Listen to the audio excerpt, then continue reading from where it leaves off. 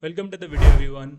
Today in this video we are going to do a book review on a book known as The Power of Universe, written by VIJETA Dahiya, one of the core team members of Dhruvrathee's videos and Dhruvrathee channel. VIJETA Dahiya is a script writer and as well also propels into spirituality, philosophy and the concept of psychology. Moreover, this book relates and inclines a lot with my own thought process, and I have also written a same book known as Ephemeral Reality. So this book quite inclines a lot with this my own book, and so it basically means that this book ultimately aligns with a lot of my thoughts. But whereas there is some kind of misinformation and some kind of wrong written in this book which we are going to analyze, and we will give you a provide a brief review about this book, what are the goods and the bad written in this book. So to know all this, stay with us till the end. Let's start it. Let's talk about the positive points according to me in the book. Starting with the very first thing, as you have always seen my videos, I already make videos on pseudoscience, philosophy, psychology, and I have also written 3 books of mine in which one is solely based on philosophy only. That name is Ephemeral Reality. You can go and check it on Amazon as well. So when I say that why I like this book, because this book solely relates with me and inclines a lot with my own thoughts. This book is thought provoking as it concludes small topics. Second reason why I like this book will be the easy English and easy words to read, as many followers of Dhruvrathee and VIJETA Dahiya as well may not be this much good to read a good vocabulary. The books become very boring when it is into the depth of vocabulary, and it is very critical vocabulary to read. So I may feel like this is a smart move to make people introduce about such concepts, and so raise an interest. This is a good step to not make vocabulary very complex. So this was a good step according to me. Third will be the small paragraphs written into segments. The book does not elongate a big paragraph and does not contain a whole big paragraph which may make people bore and create a feeling of boredom. So I mean, if I am going around somewhere, I'm traveling in a metro, I'm going my school, I'm going my colleges, I have free time sitting in my van or a bus, I can just read a paragraph and I can fix like, okay, now I'll read from here to the next time I'll get free. So this is a good in a business technique. I feel like this is something good that makes people really read your book. So it was a good step. One of the biggest thing that this book does is marketing, that it sells itself with the name of Power of Universe, but it ultimately debunks the whole Power of Universe. It trashes the concept of aura, which I particularly liked about. It totally debunks the pseudoscience by containing a chapter named Bogus Baba. If you want to really read, you can go and search it with the Dhruvrathee Academy. You have to pay 59 rupees and you'll get everything. The book contains really good examples which ultimately helps readers to relate more, and they can just go and search more with those given examples and can further increase their knowledge related to philosophy, psychology and everything. And it is very critical to raise your voice against these type of topic where in India which no one else is talking about. Now let's move on to the part of criticism. Oh, I'm going to love this one and you too. So starting with the start of the book, if you see the book, I am sorry, I just cannot share the book with you as it is his personal material and he has set some amount of value to this book as you have to pay to read the book. I can surely share the screenshot where I am criticizing the part, but it will not be possible for me to share a whole book because it is a creation of a particular individual and it's not fair to share a whole book freely. So if you want to buy his book, like Vijay Dahiya book, which is being recommended by Dhruvrathee, who is a great content creator, I don't need to introduce him. So you can go to Dhruvrathee's Academy, Dhruvrathee Academy, it's a website and you can go and you can purchase it. 59 rupees is the cost. So yeah, I have all the details in my laptop. I will surely share the screenshot of the part which I am criticizing, but I cannot share you the whole book. This book starts with a lot of good thought-provoking ideas where it starts with is like the universe conspires for you, lack of burning desire, wishing you a speedy recovery. Like just manifestation doesn't work every time. You cannot just sit and say, I want to be a Shah Rukh Khan, I want to be the richest person in the world, and that cannot happen like that. Manifestation doesn't work that way. This book has criticized that part and I love it. I am also a critic of all these pseudoscience, so I don't believe in all this shit. So yeah, it is a good part that they did. But talking about the criticism, I'll come to a topic. If you'll read this book, there comes a topic that is known as cure disease with a belief. It's a segment, it's a paragraph in which the book talks about Phineas Quimby and animal magnetism, where he says that according to him the reason for this were the presence of a wrong belief in mind. The cure suggested by him was to open the mind to the wisdom of God. He said that he talks to people and also replaces their wrongs belief with truth using his mind. This is what cures the diseases. This is what Phineas Quimby said according to him. But you know, when you'll go into detail, you'll come next where it is talking about Think and Grow. Napoleon Hill. He talks about how Napoleon Hill described how to convert your desires into wealth. But this statement, you know, oversimplifies Hill's ideas and neglects to mention the book's emphasis on, you know, hard work, dedication, and resilience in achieving success. So this is somewhere I personally felt that the book just oversimplified and it should have went into the depth. And this is the biggest critique when I'll say this book doesn't go into the depth in any topic. You will see every segment, every paragraph of the book. This book doesn't go into the depth. This book doesn't touches the depth of the book, that touches the depth of the topic, which ultimately fails the book, you know, to convince the readers like me who are little bit read about the topic. For instance, a person who is not at all, you know, aware about these kind of topics, and the example, for example, if a person is not known and is not aware about the book Think and Grow Rich and he has not read it, he will just ultimately agree with the book. But the person who have read it, for like me, I have read Napoleon Hill when I was in class 8. So I will not agree with it because it doesn't incline, it oversimplifies the statement of the book. If we'll go more into the book, it mentions about Norman Vincent Peale's 1952 book, The Power of Positive Thinking, where he tried to give further credence to these whimsical ideas. But the statement here again misrepresents Peale's idea as whimsical and focused solely on visualization and Bible verse. पूरा concept छोड़ के सिर्फ whimsical visualization और Bible verses पे focus करके book जो है एकदम स्ट्रॉमन फैलेसी वाला गेम खेलती है. This book wholly, you know, neglects the other purpose of the book written and it just tries to convey his message by some credential points which are not even mentioned in the book. When you'll come here, it will show the heal your life. It's a segment in which it is mentioned that in year 1984, Louise Hay said in her book, you can heal your life. But does suggest a connection between thought and physical health. This statement exaggerates the book's claims and neglects to mention Hay's emphasis on self-love, self-acceptance, and personal responsibility. This book particularly just, you know, if her book said that you can heal your life, that doesn't particularly mean that it is emphasizing on the word. You have to go into the depth. For example, if I would have just, you know, misinterpreted your book from the title that the power of universe, and I would have thought that this book is just another book gimmick like any other book that manifestation works and it does works, you have to think and believe from the core, I wouldn't have read your book. So I mean, when we talk about mentioning a particular authors, we have to go in depth, and that is exactly where this book fails. It misinterprets the idea of the whole book by just a line. For example, Louise Hay said in her book you can heal your life, and he just suggests that the connection between thoughts and physical health. I believe that I am good and I will become good, and this book focuses on that. But the real reason is not that. People have to go into the depth as this book fails to do so. Then again, if you'll come to this catering to the fear of randomness, where he talks about the book Secret and the author Randa Byrne. But again, this books again, you know, when you'll see, it oversimplifies the complexity of human relationships and personal growth. It basically purely neglects to acknowledge the potential benefits of optimism and finding meaning in life events. It does that, and I mean, this is something that this book fails.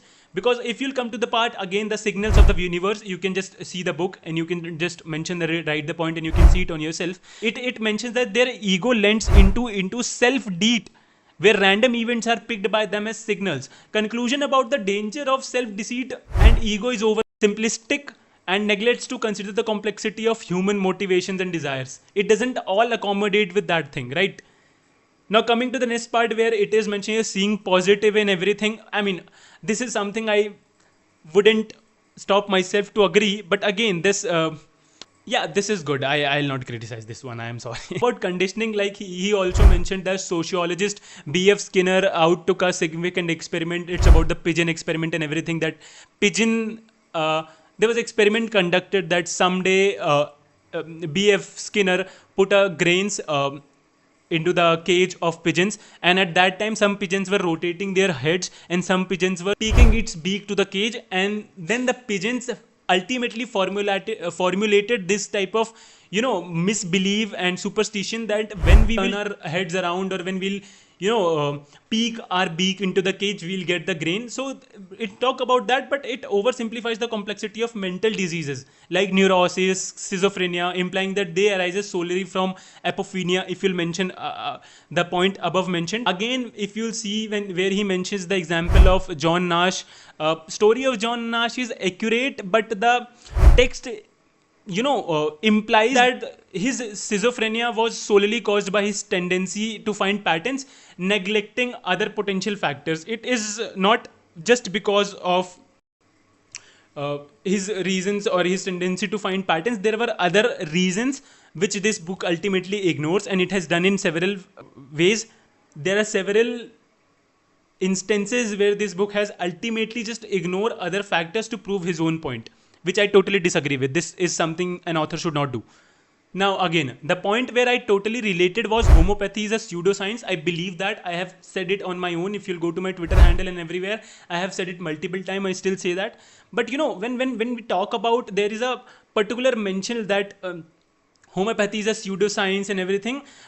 That text raises important points about the lack of scientific evidence, but there are no scientific evidences supporting homeopathy and the implausibility of its principles. Like if we'll, the book says that homeopathy is a pseudoscience, but if you'll take a look, like 2019 systematic review published in the Journal of Clinical Epidemiology, homeopathic remedies has a significant effect on pain management. So I feel like homeopathy does work in a way. The studies have showed it, but ultimately this book has just debunked the whole homeopathy, and everyone like BMS students, he has just roasted them, and he is ultimately saying that this homeopathy is all about just gimmick and it's all about water and nothing else. But the studies, and ultimately he hasn't provided any proof, any scientific proof to prove that thing, that yeah, homeopathy is just nothing, just a gimmick and chow mao, but he hasn't provided any proof, whereas there are several proofs which debunks his own ideas written in the book. So I mean, you can say it is just all about shit, but people are saying it's not. Science are saying it's not. People are providing some particular instances in articles. So I don't think it is all pseudoscience, or else with students pursuing Ayurveda and everything are just going to die. So yeah, it's not about all gimmick. There must be some pseudoscience in homeopathy, because I feel like people are just trying to, in the name of made in India, make in India, people are trying to raise good things about Ayurveda and homeopathy, where I believe that, but it's not about all pseudoscience. I'll disagree on that part. He also talks about how homeopathic remedies are like you diluted to a much larger extent, and after that there's nothing left apart from water. But researchers have shown that even a highly diluted solution can have biological effects such as changes in gene expression or regular cellular behavior. Some homeopathic remedies use a process called succussion, which involves shaking the solution to potentially create nanostructures that can have biological effect. When you'll take a homeopathy medicine, this is all about liquid that it mentions, but if you'll shake the liquid, you'll ultimately see that the nanostructures that can have biological effect start to mixing, and it's not about just water, that the book ultimately fails to prove and ultimately claims. Like if I'll have to mention a particular scientific basis, because this book has failed to do so, the book has ultimately totally failed to provide any scientific evidences like the links and everything. It has totally failed so, but I will not fail so. If I am criticizing a book, I'll provide you the link. A 2012 study published in the Journal of Alternative and Complementary Medicine found that homeopathic remedies improved symptoms of ADHD, that is attention deficit hyperactivity disorder. In the next segment, it talks about water memory, which is my favorite part. So where it talks about that Jacques tried to think of some explanation which was less unreasonable than vital force and dynamic energy. While the Benveniste affair did raise questions about the validity of water memory, some researchers continue to explore the idea of that water can retain a memory of substance it has came into contact with. I am not claiming it, the science is claiming it. To be very honest, I'm still in not that favor that water can, retain a memory of substance that is that it has came in contact with. I am not relating it. The book doesn't also, relate or more align with the same thought.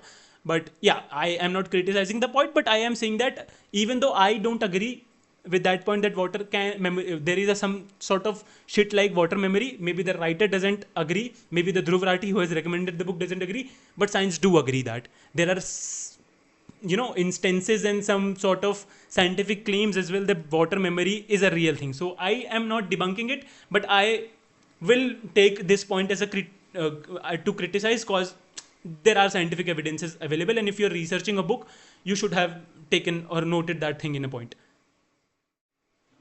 Yeah, my favorite point, Bogus Baba, it is super hit. I mean, this was something that I personally, felt like it is the common thing between my book and this book as well. I'm not trying to promote my book. Obviously, I am. So if you'll read my book, there is also a particular section about Bogus Baba where I have talked about how Bogus Baba try to, manipulate people with the sense of blending it with the Hinduism and everything. So yeah, but here in this segment where he's talking about Bogus Baba, the author who fails to provide credible source to support their claims, relying on personal opinions and anecdotes. For example, here he is mentioning that Hollywood stars among his fan, he delivers lecture in American university. I mean, if you are writing a book and if you are having that place, you should particularly mention a name. I have particularly mentioned a name. I have written my book, and in that book I have particularly mentioned the name of Bageshwar Baba. If I am not afraid, why are you afraid? I mean, if you are writing a book, have some credible courage to write a book. I mean, I know it takes a lot to write a name, why you want to hold a grudge, why you want to start a beef with someone you don't even know. But I mean, it's always good to mention the name. I mean, I did. So I really thought he would have mentioned the name, because VIJETA Dahiya is a great and well-read personality. If you'll ever meet him, I haven't met, yeah, obviously, but I have seen his interview, and he is a great personality when you talk about it. So someone this experienced and someone this knowledgeable, I don't know why he's scared to not mention the name, but yeah, maybe. So yeah, I didn't like it.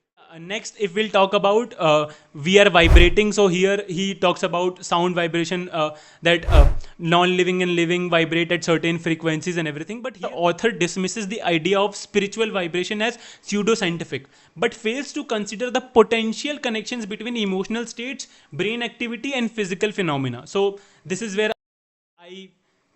I was reading and I found it very, like it is very easy to find mixtures, and maybe there is a reason why he has not gone into depth, because nowadays, the people are already not aware about these topics. So it was a good and a great initiative to educate people and make them aware, make them exposed to things that are happening in the society. And because I have already seen this manifestation shit works so much. If you'll ever go to any video and search a video, they're like 15 million, 20 million views on every video, where people are just learning how to manifest things and achieve success in their life. And this book debunks that totally. And I appreciate the writer so much for writing this book. Great work, sir. Do keep it up. But again, just for the reason it, touches a lot of point, it fails to go in depth. That will be the next criticism. That book solely fails to go in depth and talk about a concept. So for a person who is little bit read and who is having a great sense of knowledge, book fails to convince him, because it wholly does not hold any scientific proof. It does not hold any scientific particular names. So this book fails to convince people who are well read, and that's exactly where it fails. For example, it talk about aura and everything, so it oversimplifies the concept of aura as well, and dismisses it as paranormal, which considering the potential scientific explanation or culture significance. So yeah, I mean, these were all my criticism about the book. Other else, the book is greatly written, positively things noted, debunks the Indian every pseudo scientific claims and everyone. And this book is solely, which I personally liked. I don't like book more often, but this book quite aligns with my own thought, and this book is a very thought-provoking book. So if you can afford 59 rupees, of course you can. 59 rupees means nothing nowadays. So if you can totally, afford 59 rupees, this book is something you must read. And yeah, this was all my book review. I personally liked it. If I have to rate it among 5, I will rate it around somewhere 3. And yeah, it's a great book. You should read.